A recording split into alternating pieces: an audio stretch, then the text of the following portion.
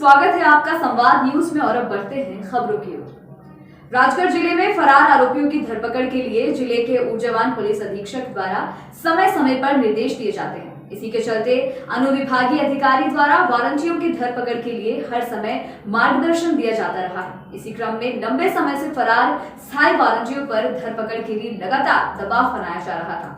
आपको बता दें, पिपलिया विरम थाना तलेन द्वारा लगातार आरोपी की तलाश की जा रही थी, जिसके फलस्वरूप आरोपी ने स्वयं ही माननीय न्यायालय के समक्ष उपस्थित होकर सरेंडर कर दिया। उक्त फरारी प्रकरणों के निराकरण करने में थाना प्रभारी राम नरेश राठौर, सौनी बलबीर सिंह लामा समेत अन्य की सराहनीय भूमिका रही। बिजावर के नवागढ़ डिप्टी कलेक्टर राहुल सिलाडिया ने भारत सरकार द्वारा चलाई जा रही आयुष्मान निरामय योजना के माध्यम से आर्थिक रूप से कमजोर पात्र हितग्राहियों से आयुष्मान कार्ड बनवाने की अपील की। दरअसल स्वास्थ्य बीमा से लाभान्वित करने के उद्देश्य से अनुभाग के सभी ग्रामीण क्षेत्रों और शहरी क्षेत्रों के पास हितग्राहियों को इस योजना से जोड़ने का 100% प्रयास करते हुए सफल बनाने के लिए स्वास्थ्य विभाग, महिला एवं बाल विकास विभाग, लोक सेवा केंद्र तथा नगरीय निकाय एवं जनपद क्षेत्र की सभी ग्राम पंचायतों में आयुष्मान योजना के कार्ड बनाने का कार्य शुरू किया जा चुका है। अब प्रशासन पात्र हितग्राहियों से अपील कर रहा है कि इस योजना से लाभान्वित होने के लिए पात्र व्यक्ति शिविरों में पहुंचे। वहीं पात्र व्यक्तियों को कार्ड बनवाने के लिए लगाए जाने वाले डॉक्यूमेंट में परिवार आईडी, राशन कार्ड, आधार कार्ड साथ ले जाना आवश्यक होगा। आपको बता दें, इस योजना के माध्यम से आर्थिक रूप से कमजोर व्यक्ति देश के बड़े से बड़े अस्पताल में अपना बेहतर इलाज करा सकेगा।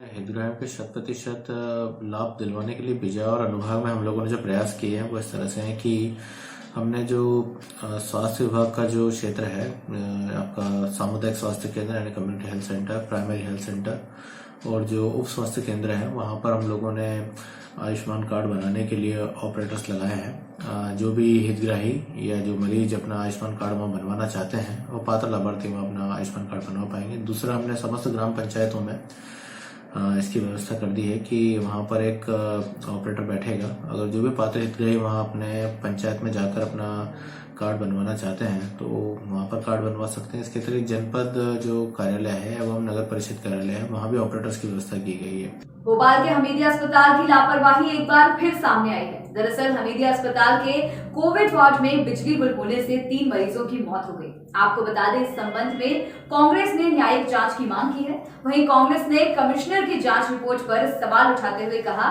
कि दोषियों को जांच रिपोर्ट में जानबूझकर बचाया गया है। सभी दोषियों पर सरकार मेहरबान हुई है। कांग्रेस ने साफ किया कि बिजली गुल होने से ही कोविड वार्ड में 3 मरीजों की मौत हुई है। भाजपा महासचिव और पश्चिम बंगाल में पार्टी प्रभारी कैलाश विजयवर्गीय की सुरक्षा में इजाफा किया गया है। उनके पास पहले से ही Z श्रेणी की सिक्योरिटी थी, लेकिन अब उन्हें बुलेट प्रूफ गाड़ी भी दी जाएगी। आपको बता दें, 4 दिन पहले पश्चिम बंगाल में भाजपा अध्यक्ष JP नड्डा के काफिले पर हमला हुआ था, जिसमें कैलाश विजयवर्गीय को भी चोटें आई थी। इसके बाद से लगातार विजयवर्गीय की सुरक्षा में इजाफे की मांग उठ रही थी। वहीं भाजपा उस हमले के पीछे तृणमूल कांग्रेस को जिम्मेदार बता रही है।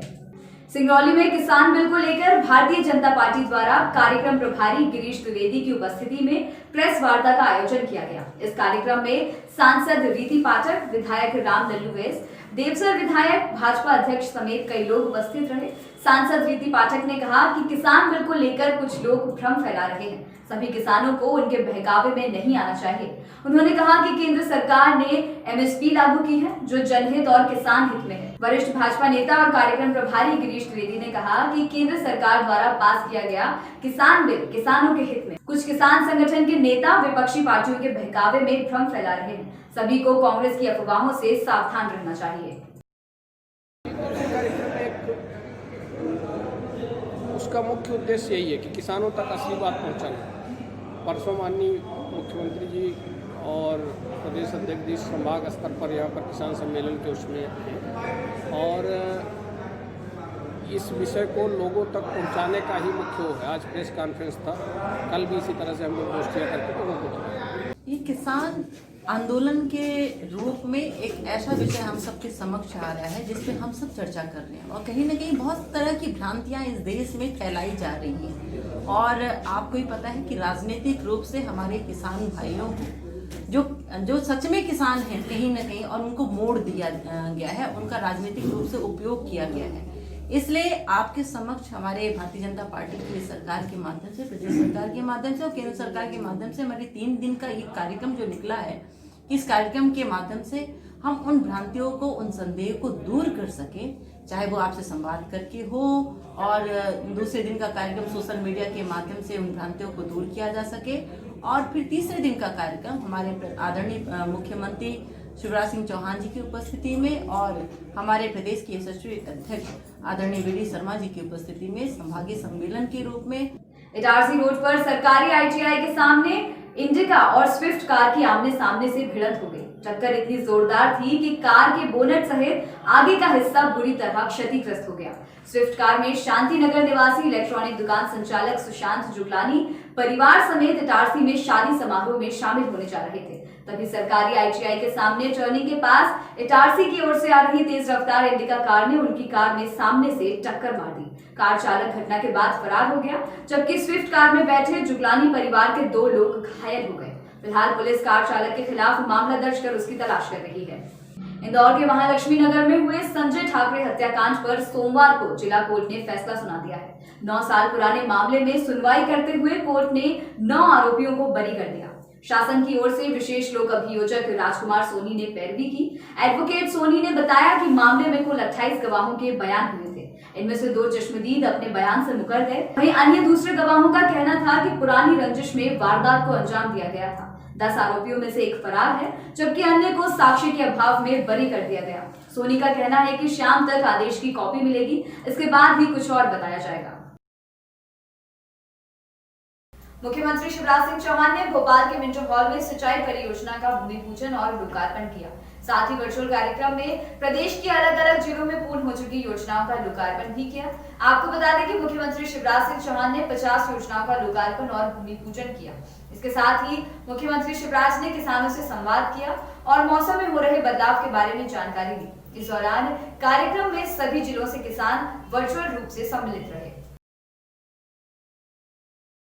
कमलनाथ जी ने भी कहा है, मुझे पता चला है। कमलनाथ जी पहले ये तो जवाब दे दो कि आजादी के पहले और आजादी के बाद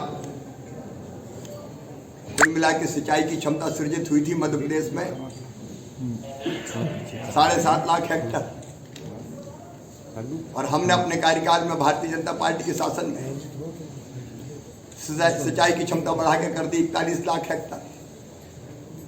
इसको बढ़ा के ले जा रहे हैं 65 लाख हेक्टेयर तक। हम सिंचाई की व्यवस्था कर रहे हैं, हम किसान विरोधी, और तुमने सूखा छोड़ दिया मध्य प्रदेश को, तुम किसान समर्थक। जब आपकी सरकार थी अनेकों वर्षों तक रही, 15 साल पहले जब आपकी सरकार थी 10 साल के लिए, तब सिंचाई के नाम पे तनख्वाह नहीं बढ़ती थी। हमने सिंचाई का बजट बढ़ा के कर दिया 10,000 करोड़। आप किसान समर्थक, हम किसान विरोधी। अरे जब आप थे मुख्यमंत्री 2200 करोड़ रुपया फसल बीमा योजना का प्रीमियम आपने जमा नहीं किया। राजगढ़ में बारात निकासी के दौरान प्रतिबंधित हर्ष फायर के बाद भी शादी समारोह में बंदूक से गोली चलाकर हत्या करने वाले आरोपी को पुलिस ने गिरफ्तार कर लिया है। आरोपी के पास से लाइसेंसी 12 बोर हथियार भी बरामद किए हैं। वहीं लाइसेंस धारक पत्नी के खिलाफ भी कार्रवाई की गई है।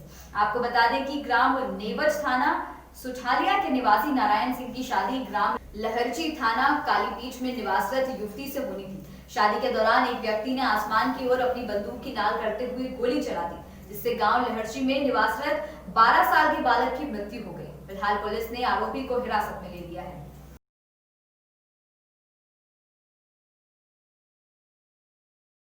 भाजपा प्रदेश अध्यक्ष वी.डी. शर्मा का बड़ा बयान सामने आया है। दरअसल उन्होंने कहा कि कृषि बिल को लेकर इस बिल के जरिए किसान पूरी तरह आत्मनिर्भर बनेंगे। इसके साथ ही उन्होंने कहा कि देश में पहली बार किसानों के हित में केंद्र सरकार ने निर्णय लिया है।